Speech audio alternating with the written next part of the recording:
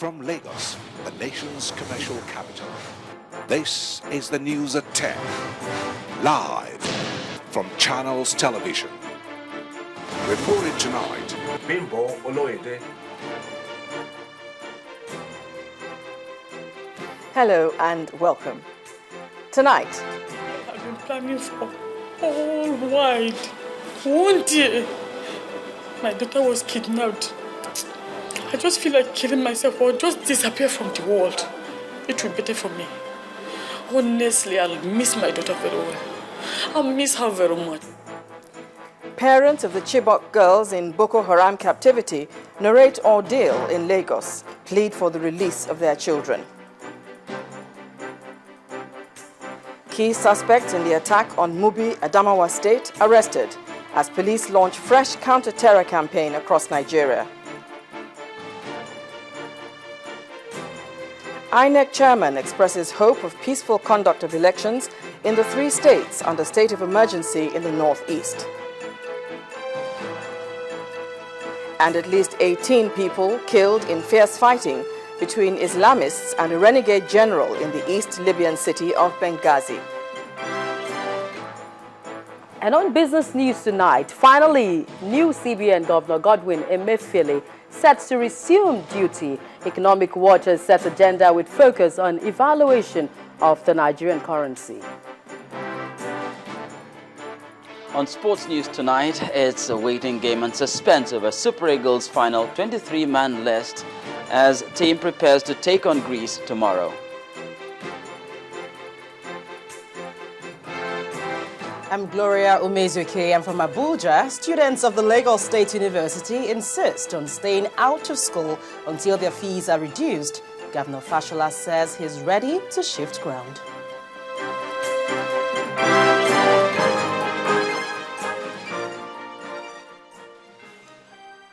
The military says that it has arrested a key suspect in the terror bomb explosion that rocked the Kaban community in Mubi, Adamawa State yesterday. During a joint information briefing today, the Director of Defense Information, Major General Chris Olukolade, said the arrest was made possible by some observant residents. General Olukolade also spoke about other military operations in Nigeria's restive northeast region. The key suspect in that incident is already in the net for the fact that the troops operating around Kaban community where the incident took place cordon area off immediately, and as a result of the cordon, the vigilant people in the neighborhood were able to help in apprehending a particular personality who was known to have alighted from a vehicle used for the car bomb. He is currently with the security agencies and they are investigating the situation. But so far, 19 persons were wounded in that incident, 18 persons died. The wounded are being treated in the nearby hospitals. We wish to condole with the families and friends of those who lost their lives in this terror attack and wish those recuperating quick recovery. We also commend the vigilance of our citizens who sighted that person coming down from the vehicle and were able to report and also help the agencies in apprehending that person. Meanwhile, as part of the strategies aimed at combating terrorism, the Nigeria Police Force has commenced a nationwide counter-terrorism campaign. Addressing a news conference in Abuja, Force Public Relations Officer Frank Umba says the campaign will witness massive distribution of information, education and communication (IEC) materials across the country. The police spokesman reiterates the commitment of the police and other security agencies to winning the war against terror. The counter-terrorism campaign, which will involve the production of various educational and enlightenment materials in different forms and in different languages, which are meant to be distributed to Nigerians from all walks of life free of charge, is designed to actually highlight the basic rules of the citizens in the ongoing battle against terror, insurgency, and other forms of violent crimes across the nation. We are starting off with a fact sheet, which is in a printed form and containing these essential messages that have been highlighted. This fact sheet also contains distress call numbers of both the police, covering the various commands and formations across the nation, as well as that of sister agencies, particularly the Department of State Security, and as well as the Office of the National Security Advisor. The Secretary General of the Organization for Islamic Conference has pledged its support to help fight insurgency in the country. Mr. Iyad Madani, who spoke at a meeting with the Minister of Foreign Affairs, disowned members of the Boko Haram sect, saying their activities are un-Islamic. He also described the killings and abduction of young girls by the group as senseless. We're also most concerned, Excellency, as far as the situation in Nigeria is concerned. And we've made very strong and clear statements that, quote unquote, those Boko Haram insurgencies have nothing to do with Islam. We have classified them as outlaws, as criminals. And we said that Islam never was a religion or a belief or a practice that justified indiscriminate acts of murdering people or kidnapping innocent children.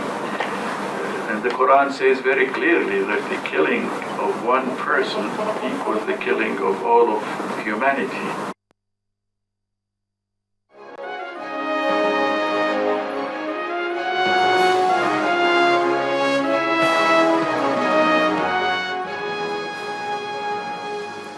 Some of the parents of the girls abducted in Chibok have been lamenting the extreme pains they are going through as their children remain in captivity. Some of the parents expressed their grief to Channels Television, just as they show gratitude for the help they are getting from some groups. Based on its research, one of the groups insists the Boko Haram insurgency is not a religious issue. Our correspondent, Sheung Okimbaloye, reports. 7 weeks after over 200 schoolgirls were abducted in a government secondary school in Chibok, Borno State, the search for the children is still on. Perhaps more than anyone else, the parents and guardians of the girls in the terrorist den have continued to wait for their children's safe return. More than 20 of the parents of the abducted girls are in this room, alongside some of the girls who escaped from the abductors. Their hopes are that their children will return to them soon enough. In talking to Channels Television, one of the parents tells us about our 16-year-old girl and her very first child. I miss her very much, but I pray that one day Almighty will open heaven and give us and send down His glory upon them. Then one day, maybe I will see her, and I have that hope that I will see her one day, by the grace of God. Anytime I'm upset, she comforts me, really. But now, no comfort. It's only from God. This woman's 18-year-old daughter is her 7th out of 10 children. But the abducted child, she tells us, is perhaps the most ambitious of all her children. Her ambition is to become a medical doctor. But in the abductor's den, that might just be a dream that may not come true. How difficult is it to stand up? Distraught and helpless, the mothers say they are appalled by the debate over whether the incident is real or not, but their state of mind at this time gives a lot of concern. One day, my daughter was kidnapped. I just feel like killing myself or just disappear from the world. it will be better for me. Honestly, I'll miss my daughter very well. With the collaboration of local community people, a Nigerian group in association with a foreign non-governmental organization are working to help the victims of the abduction. They say they have carried out some research on the Boko Haram insurgency, and their findings are that the problem is far from being religious. It disguises itself for now and tries to use the cover of Islam, just as it was the cover of Catholicism was used in 1098. So when it does that, initially it will target Christians, but it reveals its true nature when you see it beginning to target Muslims who get in their way. And that helps you to know straight away that this is not just about religion. And this is one of the things that Nigerians must learn quickly, because this thing disguises itself to become effective. Some of the locals here are hopeful about a quick fix to the problem. For the members of Boko Haram, because they are our children, only that the devil is using them negatively. A global challenge, that's what the Boko Haram insurgency has turned out. But as the government gets foreign assistance in solving the problem, it is imperative for everyone to give a helping hand. Sheun Okinbaloye reporting for Channels Television News. Meanwhile, the police command in the Federal Capital Territory has announced a ban on all forms of gathering in any part of the nation's capital by the Bring Back Our Girls campaigners. The FCT Police Public Relations Officer, Altine Daniel, in a statement, explained that the campaigners are now posing a serious security threat to those living around the Federal Capital Territory. The statement adds that the FCT Police Commissioner, Joseph Umbu, has resolved not to allow groups under the guise of protest to cause a breakdown of law and order. The FCT Police Commissioner also announced that all tinted glass permits not signed by the Inspector General of Police have been revoked. Well, the FCT Police Command may have announced an end to all protests in Abuja, but the Bring Back Our Girls campaigners have vowed to continue their demand for the safe return of the girls, despite threats and harassment by some groups. During a sit-out session of the group at the Maitama Amusement Park today, most of the members asked government to use whatever means within the law to rescue the girls. Campaigners seeking the release of abducted girls holding their meeting at the entrance of the Maitama Amusement Park. It's almost 50 days since the girls were abducted, but they insist that government must do its bit to bring back the abducted girls. They're also asking government to negotiate with members of the sect. No option should be taken off the table. They should explore all options to ensure that the girls are brought back safe and alive.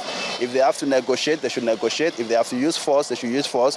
But of most premium is the fact that they should consider the safety of these children and their well-being, and to ensure that they are brought back safe and alive to their families as soon as possible. We're tired. It's not fair. We need to feel safe. I'm walking around, I'm looking at the next person, I'm being suspicious. What kind of life is that? Yesterday, another bomb blast. It's taking a toll out of every one of us, and it needs to stop. And what our simple demand is what? Bring back our girls now and alive. Reports of abducted girls and women are also said to be on the increase by some indigenes of states affected by the insurgency. This, according to them, has made their relations flee their communities to neighboring communities in search of food and better security. Almost 7,000 to 8,000 people of my area have left to Cameroon, and they are now refugees there. Some went to Chad. They are all suffering for poverty. They are all suffering for, for hunger. Their starvation almost is there, and this sickness also is there. They are not having drugs, they are not having food, because there is no any channel of distribution of foods.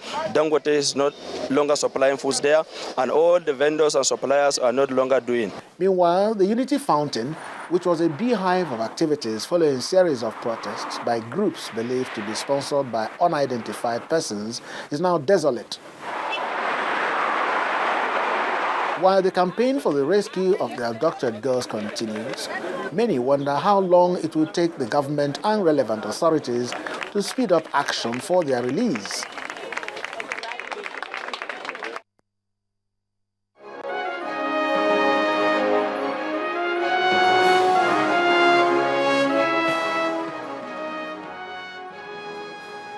In part 2, after the break, INEC chairman expresses hope of peaceful conduct of elections in the 3 states under state of emergency in the northeast. That's in a moment. Do stay with us.